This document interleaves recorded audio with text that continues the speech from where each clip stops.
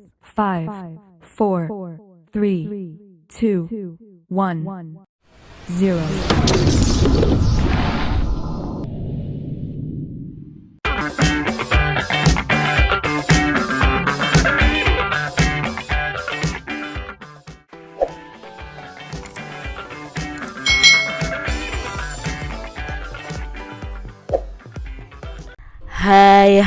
Hai, selamat datang di channel YouTube Kak Citra. Apa kabar adik-adik semuanya? Kak Citra berharap kalian dalam keadaan yang baik, sehat, dan siap untuk belajar ya. Hari ini kita akan belajar bersama-sama untuk mata pelajaran tematik kelas 5. Kita belajar di tema 9, benda-benda di sekitar kita, subtema 3, manusia dan benda di lingkungannya, pembelajaran yang keempat. Mari adik-adik kita belajar dengan penuh semangat ya. Adik-adik perhatikan gambar Edo dan keluarganya berikut ini. Sore hari, Edo sedang duduk santai bersama ayah dan ibunya. Mereka duduk sambil menonton televisi swasta yang sedang menyampaikan berita. Pada saat-saat tertentu, acara di televisi itu ada jeda iklannya. Setelah iklan selesai, acara di televisi kembali dilanjutkan. Ketika Edo sedang asik menonton berita bersama ayah dan ibunya, tiba-tiba diselingi iklan. Salah satu iklan yang muncul terlihat dalam cuplikan gambar berikut ini. Nah, ini adik-adik adalah iklan yang dilihat oleh Edo. Cuplikannya ya, ada keren body wash atau sabun keren ya. Nah, badan wangi dan segar. Adik-adik, setelah kalian amati gambar atau cuplikan iklan yang Edo lihat tadi, nah coba kalian jawab pertanyaan ini ya. Informasi apa saja yang kamu peroleh dari iklan tersebut? Simpulkan informasi yang kamu peroleh dengan kalimat kalian sendiri. Contohnya nih adik-adik ya, iklan ini itu adalah iklan penawaran sebuah produk sabun. Nah, sabun ini berfungsi untuk melindungi tubuh dari kuman. Sabun tersebut digunakan untuk mandi. Nah, di sini sabun tersebut membuat badan wangi dan segar. Itu informasi yang bisa kita ambil dari cuplikan iklan yang dilihat oleh Edo. Adik-adik, iklan elektronik adalah iklan yang menggunakan media berbasis perangkat elektronik. Nah, secara spesifik, iklan elektronik itu dapat berupa, nah di sini kita akan belajar tentang iklan elektronik. Yang pertama, iklan radio. Nah, iklan radio ini termasuk iklan elektronik adik-adik. Iklan radio memiliki karakteristik hanya dapat didengarkan melalui audio atau suara saja. Nah, suara tersebut dapat berupa suara atau kata-kata manusia yang teratur, musik, dan sound effect atau suara-suara yang tidak beraturan maupun efek dari suara alam. Itu iklan elektronik yang pertama, yaitu iklan radio. Lalu iklan elektronik yang kedua adalah iklan televisi. Nah, iklan televisi ini memiliki karakteristik mengandung suara, gambar, dan gerak. Oleh karena itu, pesan yang disampaikan akan sangat menarik perhatian dan impresif dibandingkan iklan radio yang tadi hanya suara saja adik-adik. Iklan yang ketiga adalah iklan media digital interaktif atau iklan yang ada di internet. Nah, adik-adik kan biasanya kalau lihat video pembelajaran dari Kak Citra itu ada iklannya, itu termasuk iklan media digital interaktif. Nah, iklan media digital interaktif atau internet ini adalah iklan yang memanfaatkan media internet untuk memberikan informasi kepada masyarakat. Iklan ini disampaikan dalam bentuk website, blog, maupun YouTube. Nah, iklan ini dapat berupa video maupun banner beranimasi. Adik-adik, amatilah iklan elektronik nih ya, baik iklan di radio, televisi maupun di internet. Lalu kalian tuliskan nih informasi yang disampaikan dari iklan yang kalian amati itu. Berikan juga ya tanggapan kalian terhadap iklan yang kalian amati. Apakah iklan itu menarik dan jelas dalam penyampaiannya? Contohnya nih adik-adik ya. Misalnya di televisi ada iklan Milna organik ya, makanan bayi nih. Nah, tanggapan kalian apa? Oh, misalnya sangat menarik karena menawarkan Milna organik yang menggunakan bahan organik dan tanpa bahan pengawet. Nah, Milna organik ini dapat membantu pertumbuhan bayi. Misalnya seperti itu. Lalu kalian mendengarkan iklan di radio, iklannya tentang apa misalnya? Misalnya di sini iklannya tentang MNC Vision ya. Tanggapannya apa? Nah, iklannya sangat menarik dan jelas penyampaian. Iklan tersebut itu menawarkan layanan televisi satelit berlangganan. Nah, MNC Vision itu membuat rumah serasa bioskop dengan hiburan terlengkap dan lain sebagainya. Adik-adik bisa mencari iklan di media elektronik. Adik-adik, pernahkah kamu mengamati iklan elektronik yang berisi anjuran untuk menjaga persatuan dan kesatuan? Pernah ya adik-adik ya? Coba carilah iklan dari media elektronik yang berisi anjuran untuk menjaga persatuan dan kesatuan. Nah, di sini Kak Citra punya salah satu iklan elektronik ya tentang Kami Indonesia. Ya, ini hanya cuplikan gambarnya saja. Iklan elektronik Kami Indonesia itu oleh Cameo Project. Iklan ini menunjukkan semangat persatuan dan kesatuan yang saat ini dikikis oleh faktor globalisasi, ekonomi, budaya asing, dan lain sebagainya. Tetapi tidak bisa menguburkan seluruhnya. Semangat nasionalisme ini hanya tertidur pulas karena tidak menemukan lagi panggung kepentingan di hati bangsa Indonesia. Karena kepedulian inilah dan juga terhadap masalah lainnya yang berhubungan dengan ketidakadilan terhadap golongan minoritas tertentu, kami tergerak untuk membangunnya kembali, yaitu rasa nasionalisme. Ini iklan ya adik-adik yang tentang persatuan dan kesatuan. Ini salah satunya di YouTube ya. Nah, adik-adik, persatuan dan kesatuan dalam hidup bermasyarakat dan berbangsa harus tetap dijaga oleh semua warga masyarakat. Nah, agar persatuan dan kesatuan tetap terjaga, semua warga masyarakat itu harus selalu mengembangkan sikap toleransi. Nah, rasa persatuan dan kesatuan dan kekeluargaan.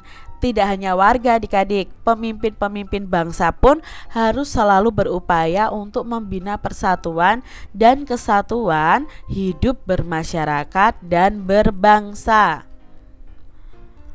Usaha-usaha yang dilakukan pemimpin bangsa dalam membina persatuan dan kesatuan bermasyarakat dan bernegara atau berbangsa antara lain: 1.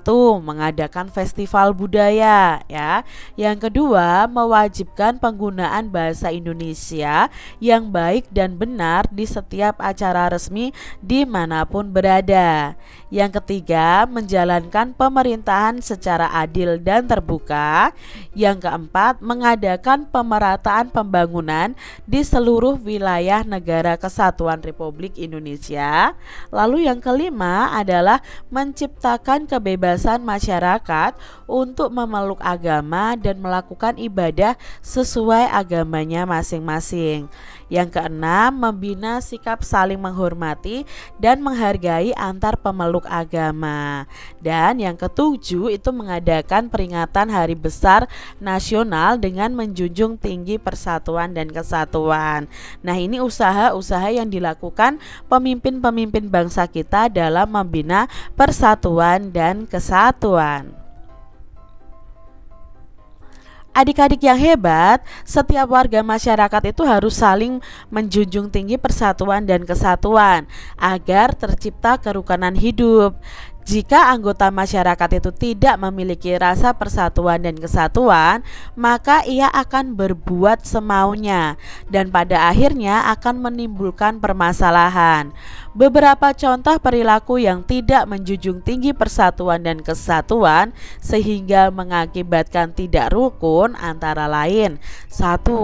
Peserta didik bersikap sombong dan memilih-milih teman di sekolah. Lalu terjadi pertengkaran antar warga, tawuran antar pelajar dan warga, merendahkan atau mengejek agama lain sehingga terjadi perselisihan. Lalu terjadi konflik antar suku dan lain-lain. Ini ya adik-adik ya, perilaku yang tidak menjunjung tinggi persatuan. Nah, perilaku-perilaku di atas itu harus dihindari dan diupayakan tidak terjadi dengan cara memperbesar rasa toleransi kita terhadap sesama yang ada di lingkungan kita masing-masing. Adik-adik yang hebat, kamu dapat belajar tentang pentingnya menjunjung tinggi rasa persatuan dan kesatuan dengan bermain peran nih adik-adik. Kalian bisa membentuk kelompok dengan 6 teman kalian ya. Nah, ke-6 anak itu nantinya akan berperan sebagai Siti, Lani, Udin, Beni, Dayu, dan Pak Guru. Nah, pelajari dulu naskah untuk bermain peran berikut ini. Kalian bisa berlatih dengan kelompok kalian untuk menguasai peran-peran tersebut. Nah, di sini adik-adik ada yang harus kalian pelajari naskah ini nih ya, bermain perannya. Judulnya adalah Kesombongan Membawa Petaka. Sekolah sedang mengadakan kegiatan jelajah alam yang diikuti oleh peserta didik kelas 5 dan 6. Mereka berbagi ke dalam kelompok-kelompok kecil. Nah, dalam kegiatan jelajah alam tersebut, tim yang paling giat bisa menyelesaikan tugas dengan baik akan mendapatkan penghargaan. Siti, Lani ya, Udin, Beni, dan Dayu berada dalam satu kelompok. Beni adalah anak yang pintar, namun kurang bisa bekerja sama dengan temannya karena sikapnya yang sombong adik-adik. Dayu sebagai pemimpin regu merasa kesulitan mengatur anggota regunya. Acara jelajah alam pun dimulai. Mereka segera memasuki hutan untuk mencari jejak. Kalau cuma begini sih kecil. Aku tahu betul kondisi hutan ini. Pasti kelompok kita yang menang nantinya, kata Beni dengan sombong adik-adik. Kita tidak boleh sombong, Beni. Yang terpenting kita harus selalu bersama dan tidak boleh terpisah, kata Dayu. Tiba-tiba Lani berkata, lihat, ada persimpangan di depan. Kita harus memilih jalan yang mana ya? Sepertinya ada sandi yang harus kita pecahkan untuk bisa tahu jalan mana yang harus kita pilih, kata Siti. Biar aku saja yang mengerjakan sandi itu. Kalian tunggu di sini saja, kata Beni. Kita kerjakan bersama-sama saja. Kan kita ini satu kelompok, kata Dayu. Nanti malah kelamaan. Sudah, biar aku saja yang mengerjakannya. Kalau cuma sandi begituan sih gampang. Kalian nurut saja, biar kelompok kita sampai paling cepat dan dapat juara, kata Beni. Tidak bisa begitu, kita kerjakan bersama saja, kata Udin. Kemudian mereka berdiskusi memecahkan sandi untuk menentukan arah yang harus mereka pilih. Diskusinya berjalan alot karena ada perbedaan antara Beni dan teman-temannya. Menurutku, sandi itu mengatakan bahwa kita harus mengambil jalan ke kanan. Tapi biar kita sampai di pos paling cepat, kita cari jalan pintas saja. Kita berjalan ke kiri, memotong arah. Aku tahu hutan ini karena aku pernah kesini berkali-kali, ujar Beni mantap. Tidak, kita harus berjalan sesuai petunjuk arah, kata Udin. Sekarang aku tanya, di sini yang paling pintar siapa? Aku kan?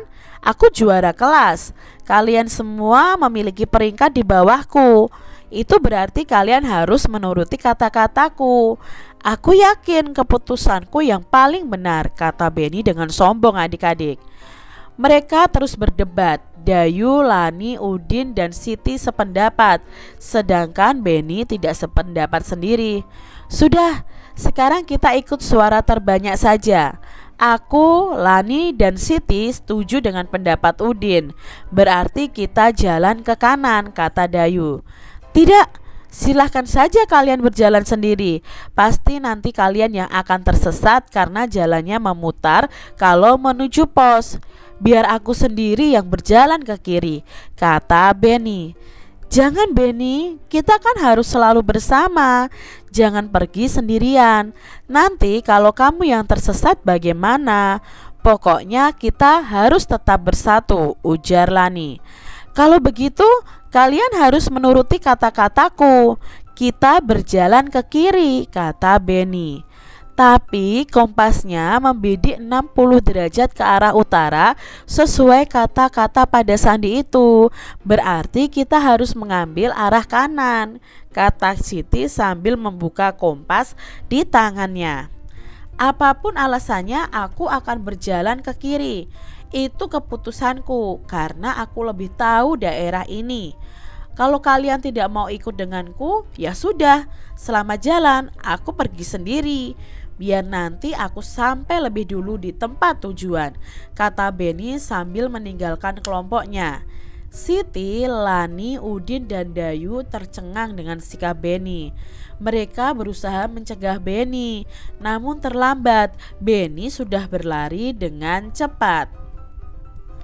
Dengan sangat terpaksa mereka melanjutkan perjalanan tanpa Benny.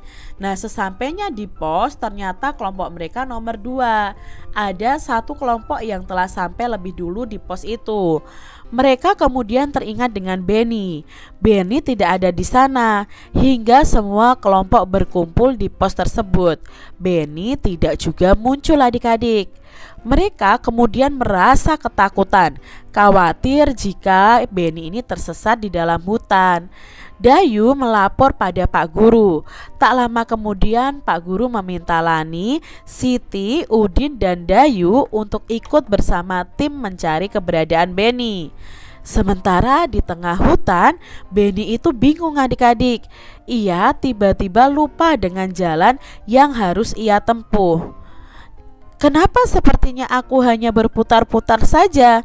Dari tadi sepertinya jalan yang aku lewati sama. Aku tersesat.